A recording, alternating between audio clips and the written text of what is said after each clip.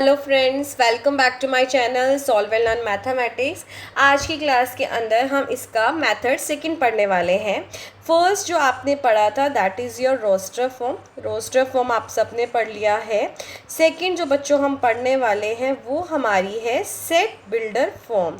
तो सब बच्चों ने अगर होमवर्क अच्छा किया है तो फटाफट से मुझे कमेंट में बताएं कि मैंने रोस्टर फॉर्म का सेकंड नेम क्या मेंशन किया था। अब हम सेट बिल्डर फॉर्म की बात करें, जैसे कि सेट बिल्डर जो होता है, अभी हमने जो AEIOU लिखा था, है ना, ये वाला लिखा था, ये हमारा क्या था, आंसर था।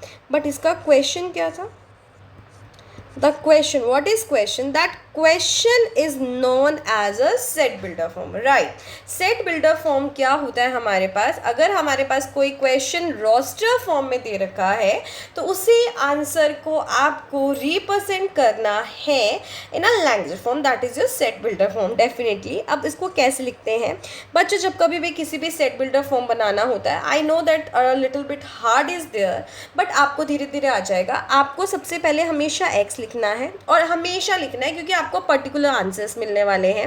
अब सबको पता है what is this, this is English vowels alphabet. तो आप सिंपल बता दो, S is a vowels of English alphabet, right? English alphabet. बस आंसर कंप्लीट, ये आपका रोस्टर फॉर्म हो गया है। चलो, अगर मैं आप लोगों को सेकेंड नंबर क्वेश्चन देती हूँ, आपको मैंने सपोज क्वेश्चन दिया है, यस, 1, इसका आपको रोस्टर फॉर्म बताना है। सेकेंड नंबर कोई क्वेश्चन दिया दैट इज 2, 4, 6, 8 एंड 10। ये दो क्वेश्चंस दिए आपको बोला on the basis of this you have to give me answer in the set builder form, right? तो आप सिंपली क्या आंसर देने वाले हो? सबसे पहले एक्स लिखने वाले हो, ठीक है? अब देखा जाए, अगर हमें कोई वैल्यूज़ 1 और -1 मिल रही है तो ये भी हमें एक्स की कोई वैल्यूज़ ही मिल रही होगी, राइट? तो हम क्या ऐसा लिख सकते हैं, x² - 1 = 0?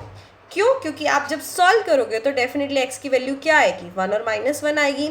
आप थोड़ा सा चीटिंग भी कर सकते हैं, क्या x = 1 और x = -1 आ रहा है, मतलब x + 1 और x - 1 इसके फैक्टर होंगे, तो इक्वेशन बना दो और सिंपली आप बता दो कि आपका x कहाँ से बिलोंग कर रहा है, इंटीजर से बिलोंग कर रहा है। तो this is your answer of this question.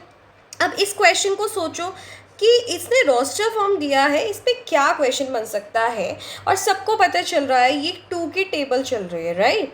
तो 2 की टेबल चल रही है तो हम यहाँ पे लिखते हैं x = टेबल ऑफ 2 तो नहीं लिख सकते ना हम, ये लोग 2 लिख देते हैं और साथ में लिख देते हैं n क्या है, दिस इज़ अ मल्टीपल, है ना, मल्टीप्लिकेशन वैल्यू है।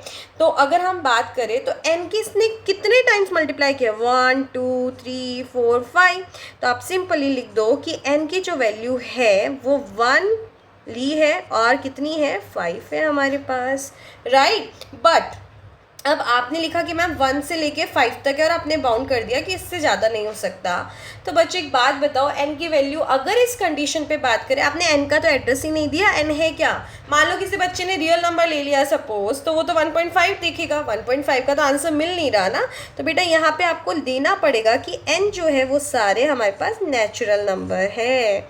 अब देखो, 2 नए सिंबल यूज़ हो गए हैं, इसको बोलते हैं हम लोग बिलोंग्स टू, राइट? और ये जो होता है ये हमारा होता है फॉर ऑल।